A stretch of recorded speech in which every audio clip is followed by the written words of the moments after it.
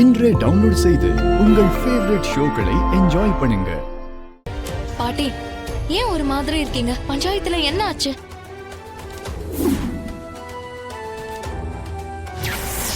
அம்மாவோட முடிவுதான் ஏன் முடிவு. அம்மா என்ன சொன்னாலும் அதுக்கு நான் சம்மதிக்கிறேன்.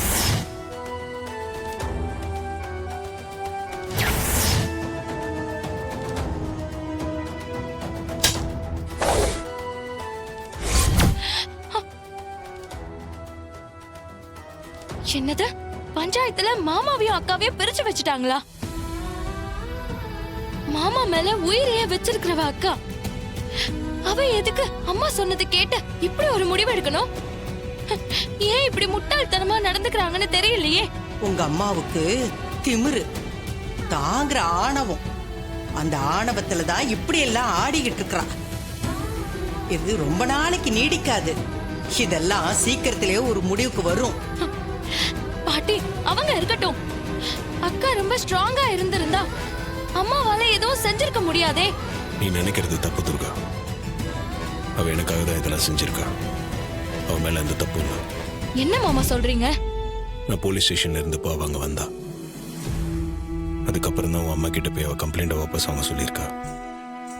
இது அவங்க அவங்களுக்கு சாதகமா பயன்படுத்திக்கிறதுக்கு. நான் கம்ப்ளைண்ட்டை வாபஸ் வாங்கணும்னா பஞ்சாயத்துல நான் சொல்ற மாதிரி தான் நீ சொல்லணும்னு சொல்லியிருக்காங்க. ரேவதி என்ன வெளியே கொண்டு வரதுக்காக தான். வேற வழி இல்லாம இதுக்கு ஒத்துட்டு இருந்திருக்கா. அவங்க ஏன் இப்படி நடந்துக்கிறாங்கன்னு தெரியலையே. இன்னும் எவ்வளவு நாளைக்கு பழசையே பேசி எல்லாரையும் பழி வாங்க போறாங்கன்னு தெரியல.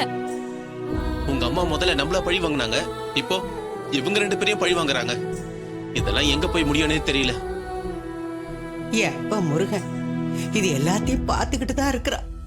இது எல்லாத்துக்கும் ஒரு நல்ல முடிவு வரும், அந்த நம்பிக்கை எனக்கு இருக்கு. பாட்டி, அவங்க என்ன பண்ணாலும் சரி, அவங்களால எங்களை பிரிக்க முடியாது. அத்தை எங்க விஷயத்துல ஜெயிச்சுட்டு தான் நினைக்கிறாங்க. நாங்க இப்போதைக்கு பிரிஞ்சிருக்கோம், அவ்வளவுதான். கண்டிப்பா ஒண்ணு சேருவோம்.